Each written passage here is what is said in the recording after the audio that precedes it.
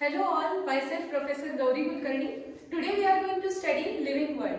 So while studying living world, planet Earth we are going to consider which components planet Earth is having is a biotic component and abiotic components. Because whenever we are going to study about living things, we need to consider what to call as a living and what to call as a non-living. So we'll consider the examples of biotic components. Biotic is nothing but the living components. So living components, you may take an example of cow, humans, etc. And abiotic components, you can take an example of rock, mountain, etc. So these abiotic and biotic components, we can further study about it by comparing it. So we should know what are the characteristics of biotic components. Why? Because what to call as a living and what to call as a non-living, that makes the basis of classification. So that is why we are going to study the components which we call as the living components, and for this we need to consider what are the basic principles of life. Okay. So while considering the basic principles of life, I will write the basic principles. Basic principles of life. So when considering the basic principles of life, we are going to consider the first parameter as a growth. So while we are going to discuss about the growth, because every living thing, it shows growth.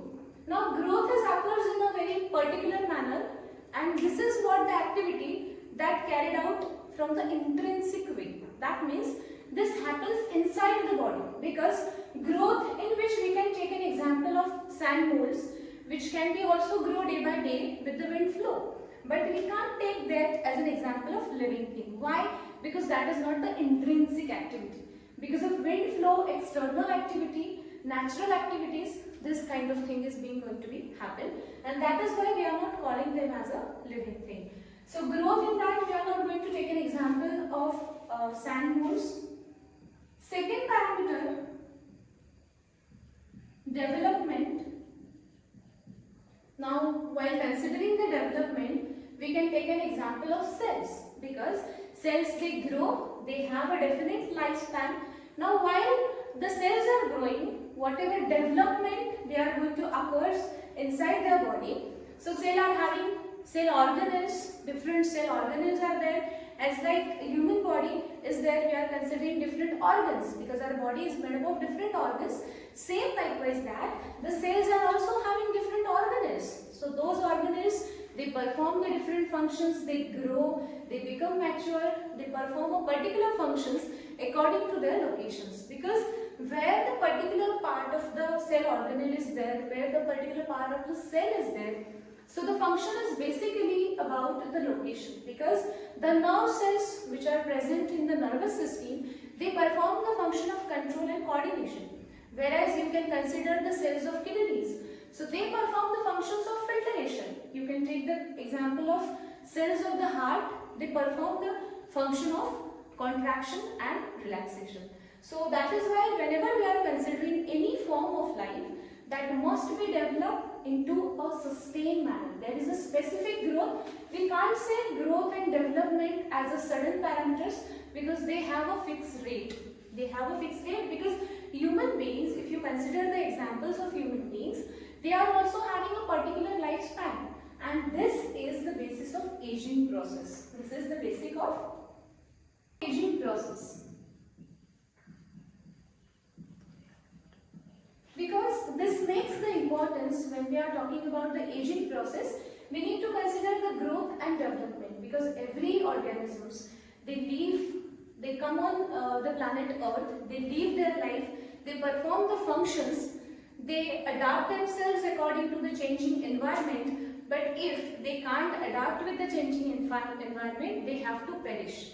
This is because the scientist Darwin, he explained this theory in his book Origin of Species, and in that he has explained that all the living organisms, they grow on the land or they grow on the earth, they have to perform certain function, they have to adapt themselves according to the changing environment, and if they can't do that, they have to perish. So this is what according to the scientist Darwin, and that is why we are considering this is also the parameter which we need to consider, or which we need to consider as a basic parameter for the life.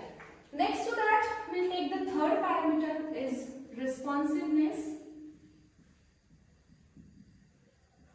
This is again the basic principle of life, because again I am going to take an example of students. I am always involving you in the examples, in your day-to-day life examples.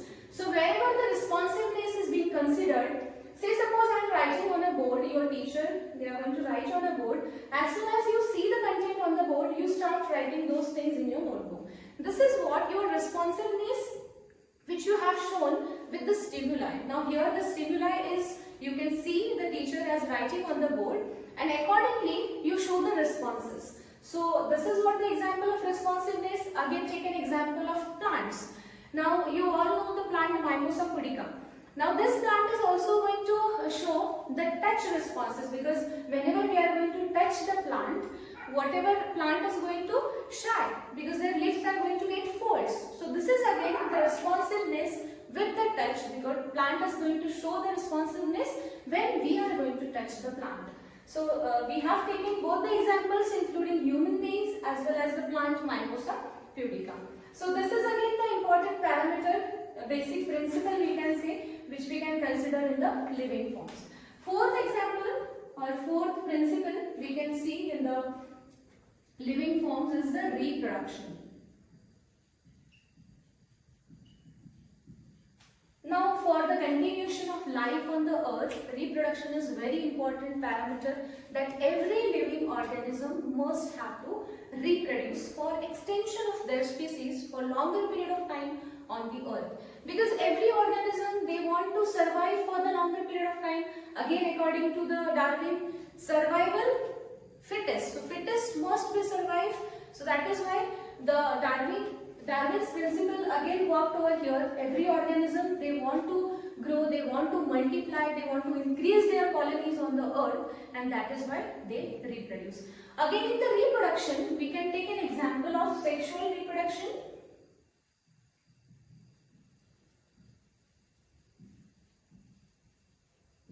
And asexual reproduction.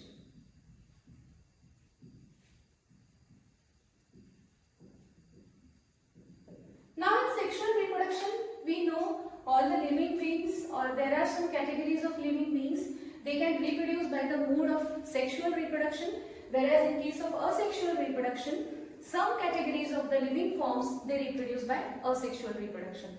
Now what happens in the asexual reproduction? This is not exactly similar as like of sexual reproduction, because there are certain parameters. Now what are those parameters? Whenever we are talking about the asexual reproduction, the organisms, those reproduced by the asexual reproduction, they are forming exactly blueprint of their parent one. So that means whatever younger generations are there, they are exactly looking like their parents. But you are going to see this thing in the sexual reproduction, it won't happen. Why? Because the younger ones which are forming from their parents, they are not exactly looking like their parents. Why? Because 50% of genes are inherited from female parent, whereas 50% of genes, they are inherited from male parents. And this is what is the basis for their diversification. They are not exactly looking like their parents if we consider the sexual reproduction, but if we consider the asexual reproduction, they are exactly blueprint of their parents. Again, in the asexual reproduction, there are certain ways: budding in hydra, regeneration in planera. So many types are there in the asexual reproduction. Again, we are not discussing all those types over here. Next parameter or next basic principle of life is metabolism.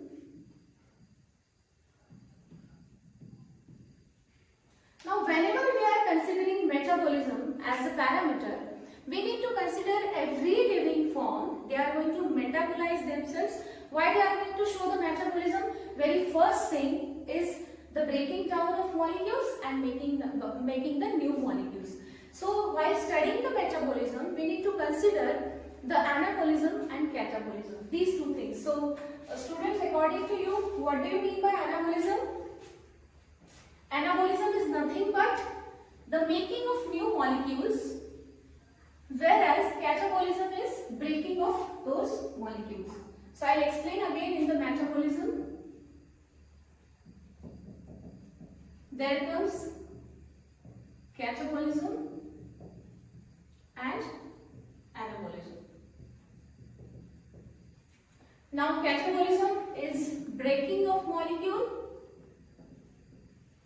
whereas anabolism is making of new molecules. So whenever we are discussing about catabolism, so we all know whatever food we eat, so that is a complex food material. Okay. So we have the system in our body by which we can convert this complex food material into the simpler ones and more simpler ones, as it is very easy to absorb and very easy to digest and very easy to give us the nutritious thing. Yes. And when we are considering the anabolism, anabolism is just making the new molecules. So it can be a reaction which happens in our body by which the new molecules are going to be formed. So every living organism, they show the metabolism. Next principle is adaptation. So every living being or every living form, it shows adaptation with the changing environment. Because we all know, as far as global warming is being considered, nowadays also there are n numbers of varieties which live in marine water. They also got disturbed due to the changing climate, due to the changing temperature of water due to global warming. So when we consider this immense variety of organisms, we need to consider this kind of things also. Which organisms they are going to adapt with the changing environment. There are some organisms which are not going to adapt with the changing environment. So this is what which makes the basis of variation in the organism. Now variation is again a very important parameter which we need to consider. Why? Because variation is only the thing that gives the organism their longer existence on the planet Earth. Because with the changing environment, because with the changing climates, every organism must have to adapt itself and have to perform the function. And if organism is not going to adapt, they have to perish. Again, if we are going to study all those parameters together, we have to study about systematics of the living organisms. Because in the systematics, we are going to study about the differences in the living things and non-living things, as well as differences in the two living things. This is the very important thing because this makes the basis of classification. If you understood my topic, kindly like, share and subscribe our YouTube channel. Thank you so much.